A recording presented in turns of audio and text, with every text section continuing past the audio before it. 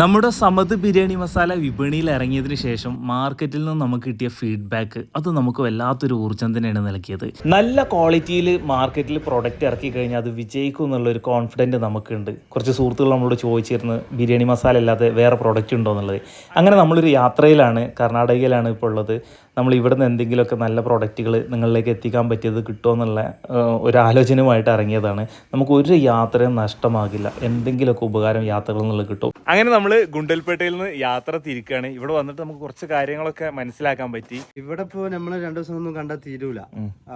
ധാന്യങ്ങളാണെങ്കിൽ ഒരുപാട് വെറൈറ്റി ധാന്യങ്ങളുണ്ട്, ഫ്രൂട്ട്സുകളുണ്ട്, അതായത് തണ്ണിമത്തന്, passion fruit, dragon fruit, പിന്നെ നേന്ത്രപ്പഴം, നാലി, അങ്ങനത്തെ സംഭവങ്ങളുണ്ട്. പിന്നെ പപ്പായ, അത് കൃഷി ചെയ്തിട്ട് അത് സെയിൽ ചെയ്യുന്ന ഒരുപാട് കർഷകരുണ്ട്. അതേപോലെ ധാന്യങ്ങൾ ഇപ്പോൾ ഈ ചാമ, ചോളം, പിന്നെ രാഗിയൊക്കെ നമ്മള് കർഷകനെയും കണ്ട് മില്ല് പോയിട്ടും കണ്ട് അതിന്റെ പ്രോസസ്സിംഗ് ഒക്കെ നമുക്ക് ഏകദേശം മനസ്സിലാകും. ഇനി അതൊക്കെ നമ്മൾ ഇവിടുന്ന് എടുത്തിട്ട് ഇപ്പൊ ചെയ്യുന്ന ആളുകൾ, എന്തെങ്കിലും സംരംഭം തുടങ്ങുന്ന ആളുകൾക്ക് അത് ഇവിടുന്ന് കളക്ട് ചെയ്തിട്ട് അതിന് നല്ലൊരു ബൈ പ്രൊഡക്റ്റ് ഉണ്ടാക്കി നാട്ടിൽ സെല് ചെയ്യാനോ ഒക്കെ കഴിവുള്ള ആൾക്കാരാണെങ്കിൽ നല്ല സാധ്യതയുള്ള ഒരു സംഭവമാണ്.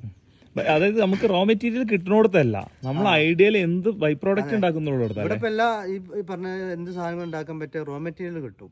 ഇപ്പൊ ഇവിടെ അല്ലെങ്കിൽ മൈസൂരിൽ കിട്ടും, അല്ലെങ്കിൽ ഊട്ടിയിൽ നിന്ന് കിട്ടും, പല സ്ഥലത്തും നമുക്ക് കളക്ട് ചെയ്യാം. അതിൽ നമ്മൾ എങ്ങനെയാണോ എന്താണ് മാർക്കറ്റ് ചെയ്യുന്നത്, എന്താണ് ഉണ്ടാക്കുന്നത്, അതേപോലെ ഇരിക്കും. നമ്മൾ കാർഷിക ഉൽപ്പന്നങ്ങൾ തേടി ഇവിടെ വന്നതുപോലെ തന്നെയാണ് നമുക്ക് മനസ്സിലാക്കാൻ പറ്റിയത്. നമുക്ക് സമയം ഉണ്ടെന്നുണ്ടെങ്കിൽ, ഐഡിയ ഉണ്ടെന്നുണ്ടെങ്കിൽ ഇവിടെ തോട്ടെടുത്തിട്ട് വേണമെന്നുണ്ടെങ്കിൽ കൃഷി ഇറക്കാനുള്ളൊരു സാധ്യത കൂടിയുണ്ട്.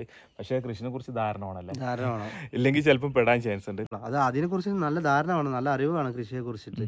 അല്ലാതെ യൂട്യൂബിൽ എന്തെങ്കിലും വീഡിയോ കണ്ടിട്ട് നമുക്കും അതേപോലെ ചെയ്ത് നല്ല കാശുണ്ടാക്കുക കരുതി വരണ്ട.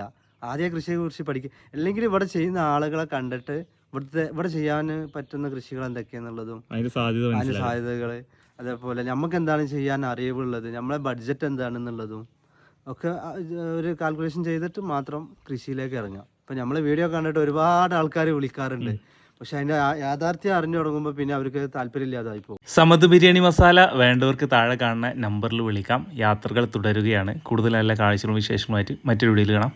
ബൈ.